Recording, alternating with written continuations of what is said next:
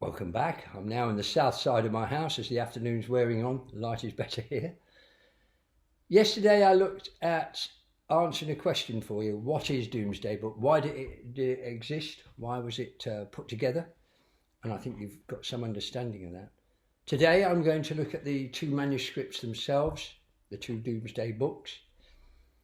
And I'm going to start perhaps by jumping the gun a little bit and looking at where and when they were presented to William the Conqueror. Now that's an interesting one because the exercise starts in January, the 1st of January 1086, when he's sending his men all over England to conduct their survey. Well, we know that by September the following year, 1087, he's dead. So what's happened in between? Well, most scholars consider that the document would not have been complete in 1086. It was presented almost certainly in draft form to William the Conqueror, and we can be quite specific about the dates and where that happened, because it was all done during a wonderful ceremony, which must have been an amazing sight. And we know exactly where it was, because the Anglo-Saxon Chronicle tells us. And let me read to you from a contemporary record written, remember, by an English person. And the entry for 1086 reads thus: "Here in this year the king wore his crown and held his court in Winchester for the Easter, and travelled so that he was at Westminster for the Pentecost, and there dubbed his son Henry." That Henry is the man we know as our Henry I, Henry Beauclerk, or fine scholar. "Afterwards William travelled about so that he came to Salisbury for Lammas, and his council came to him there, and all the men occupying land who were of any account all over England, whichever man's men they were, and all submitted to him, and were his men, and swore him loyal oaths that they would be loyal to him against all other men."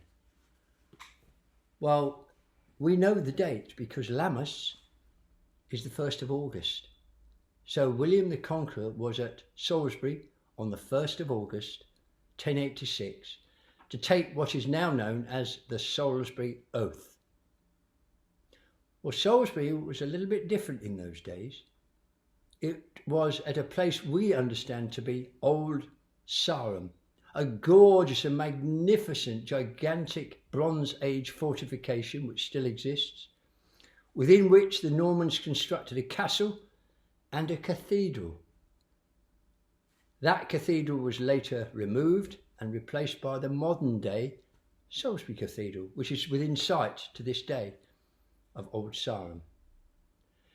And we know, as indicated by the Anglo-Saxon Chronicle, that William the Conqueror did indeed call to him at that place every single landowner, and he made them swear to him their allegiance and their commitment and willingness to abide by the Domesday Survey. That was the purpose of the exercise. It must have been a fantastic sight. Now, as I said earlier, it probably was in draft form at that time. But in any event, one supposes that each and every landowner would have walked up the nave of the Old Sarum Cathedral, knelt before the king, and sworn the oath as just described. You can go to that location today, stand in the middle of the crucifix if you like, or the transept of the former cathedral, and you will be standing somewhere beneath the place where William the Conqueror once sat and took that Salisbury oath. Now, each and every time that I've been to Old Sarum, you'll see no more than a man and his dog wandering around. It is the most incredible place. It's huge, it's very close to Stonehenge, and within sight of the modern Salisbury Cathedral. If you ever get the chance to go there, I strongly recommend you take it. It's extremely historic, and really reminds you of the richness of English history. So the Salisbury Oath dictates that the Domesday Book was written up in some form, but more than likely draft. So in what form was the Domesday Book on that 1st of August? Well, really and truthfully, the Domesday Book, singular, is actually 2 completely independent works. And they have the remarkable title of Great Domesday, concerning all of England, and Little Domesday, which concerns counties in East Anglia only. Let's start by looking at Great Domesday, the larger of the 2 works. Not only was it a larger volume, but it's also a much more sophisticated work. It had 413 pages or folios of a much higher quality sheepskin parchment. It contains 2 million words, which are still astonishingly clear. It's much more elegant and formal in style to its smaller cousin. Throughout, red ink is used for headings, and place names are very neatly crossed through, simply to draw the eye to a new venue or change of venue. I can tell you that the pages are still supple, slightly creamy yellow in colour. The entries are very easy to read, but nowhere near as easy to understand, for reasons that will become apparent. According to the National Archives at Kew, where the Domesday books now rest, Great Domesday was made from 900 sheepskins. These would have been soaked in a lime solution and then scraped to remove from them all the animal hairs. The skins were then left out to dry so that they became parched, hence we get the parchment. The scribe who wrote on those sheepskins would have used a quill made from a goose feather. The tip was certainly broad, we know that from the text, and it would have been slanted much like the blade of a chisel. The ink used by the scribe for Great Domesday came from oak galls on the sides. You see these on the sides of oak trees. They're little brown growths caused by insects or fungus. The ink would have dried originally to black, but over the centuries that's turned rather brown in colour. The red ink used in the Great Domesday Book came from lead. If you look at the photograph of Great Domesday, as I've shown you on my Facebook page, you will see that it's a very formal looking document. It looks a little bit like a catalogue, doesn't it? The text is presented neatly in 2 columns, very different to Little Domesday, which we'll come to in a moment. It was probably written by one man within a period of 12 to 24 months. It does contain occasional notes or annotations by another scribe. The possessions, particularly of land of course, are listed under the names of landowners rather than places. So what I'm saying to you is, as you go to Domesday Book to this day, and if you buy a local copy, as I did, and I'll show you that towards the end of the presentation, each particular county is listed by names of landowners, starting always with the most senior, namely the king, and then men of the religious houses. And each county is divided up accordingly. So you can't go to a particular county and look up your particular region and then see who owned land there. It works the other way around. You start always with the king and see what he owned, and so you go down the ladder. Several attempts have been made to try and identify the scribe who wrote the great Domesday, because he would have had a remarkable mind. His identity has never been established, of course. He was able to collate, interpret and rearrange entries for every single place name. And as I said to you, there are 13,000 of those in Great Domesday. Almost certainly he would have been an Englishman who lived in the country for a considerably long time, because only he would have been familiar with the place names.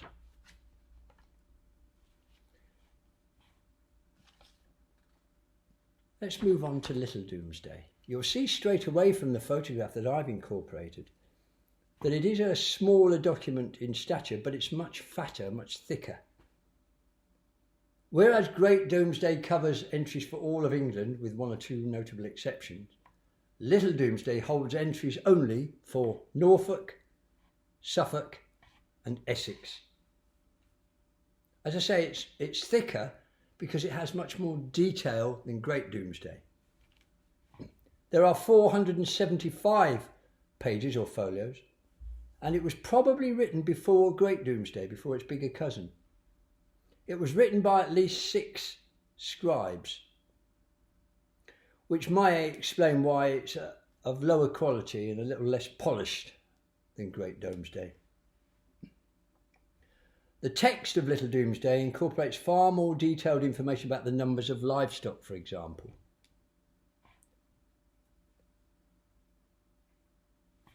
In the same way, the listings on Little Domesday start with a description of the region, followed by a list of holdings of King William I, followed in each occasion by his subordinates.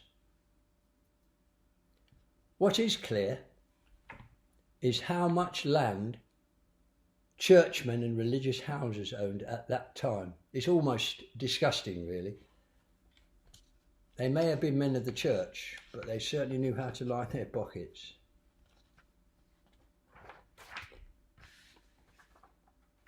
If you look at Little Domesday, you'll see straight away that the text is written directly across the page, not in columns, and looks much more like a modern book, if you like. It's more straightforward in style, that's what I'm saying. It was completed in about 6 weeks. But of the two, Great Domesday is the classier document. Let me just take you back to Great Domesday. There'll be a little bit of shuffling here as I identify you some of the information that's contained in there. We know that Great Domesday contains entries for over 13,000 places.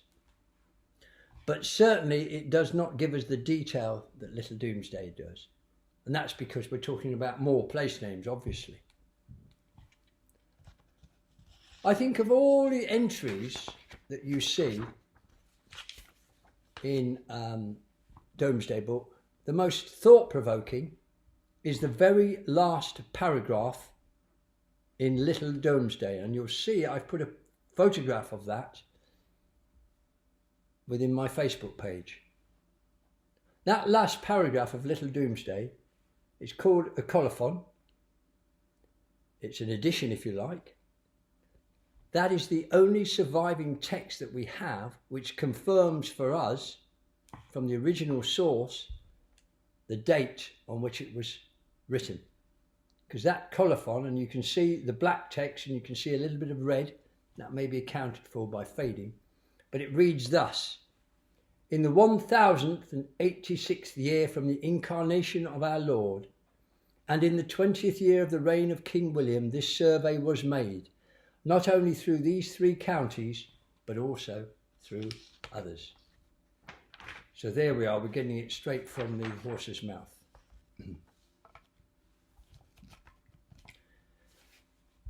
Let's have a look at the entries themselves. What do they actually telling us? Well, in the respect of each county, the returns are assessing the value of land at 3 points in time. When King Edward the Confessor died, I'll come back to that in a minute. So when King Edward the Confessor died, when the new owners received it, i.e.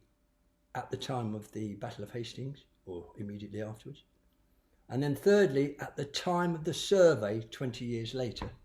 So it's those 3 time schedules that the entries are concerned with. It quite simply enabled King William to look for money or tax in the right areas. That's what it was all about. Now, quite remarkably, I can tell you that there are no returns whatsoever for 2 of our most important cities at that time. And the first one is, yes, you've guessed it, London. There are no entries in Domesday Book for London. And the other actually is Winchester, the former Anglo-Saxon capital. Other locations are not mentioned, but this could be for numerous reasons. It could be that either the information arrived too late, or there was too much information for the space available for the man who wrote the text, or it simply was not included in the survey for reasons that are not familiar to us. We do know that at the time of the survey, London had been very recently ravaged by fire. If we take the 2 Domesday volumes in their entirety, we know that there are 13,418 place names. And I love it when people approach me before or during a presentation on Domesday Book, and they say to me, oh, my village is in Domesday Book. And you have to very gently let them down and tell them, well, actually, nearly every village and place is in Domesday Book. That's the whole point of it, with the major exceptions that we've just discussed. Throughout the text, there's a very interesting set of initials that appears throughout. And you heard me talking about how the scribes were interested in land owned at the time of Edward the Confessor. Why Edward the Confessor?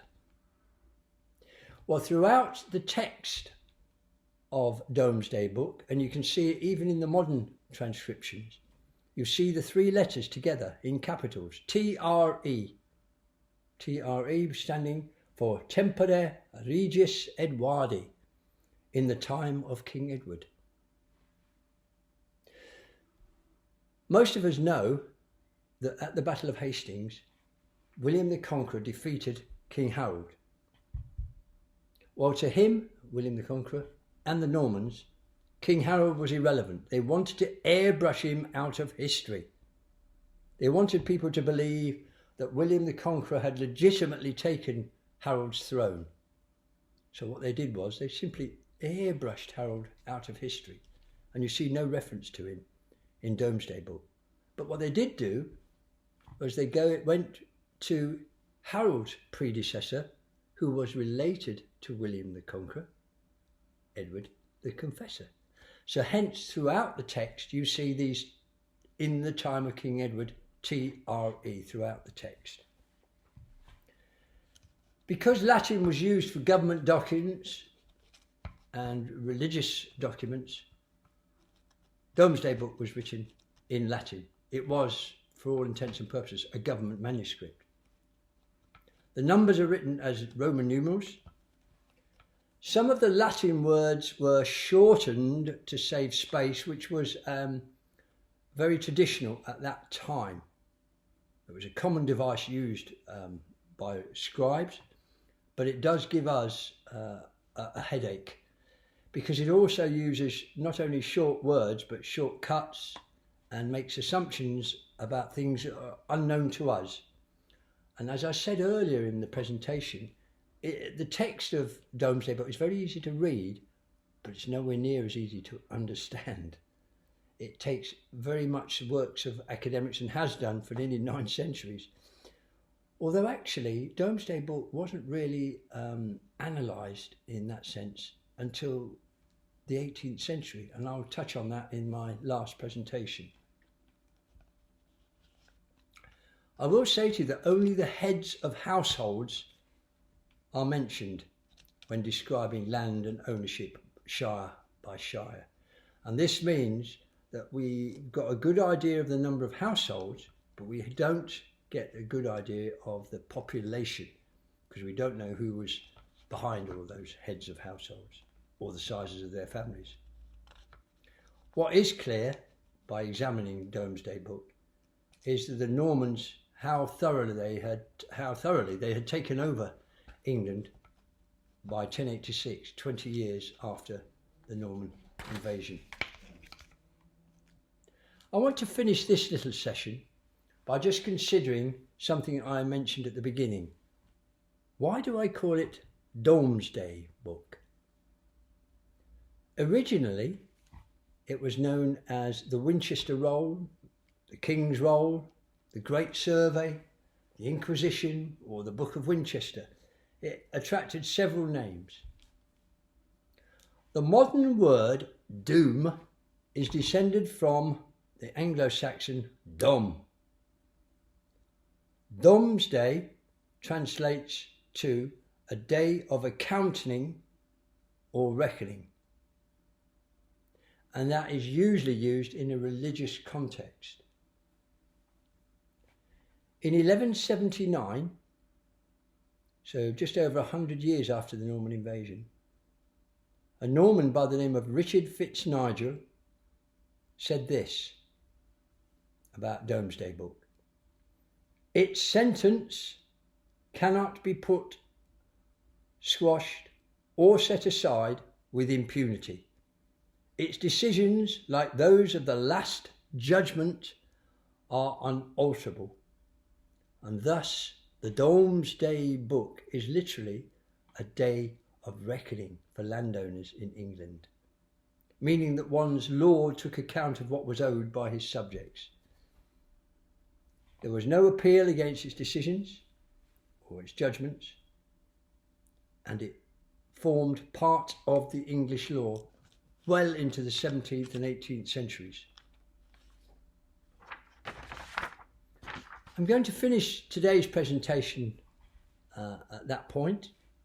Tomorrow I'm going to focus on the security of the Domesday Book and more recent history, and bring you up to date as to where it is now, why it is in the form that it is at present.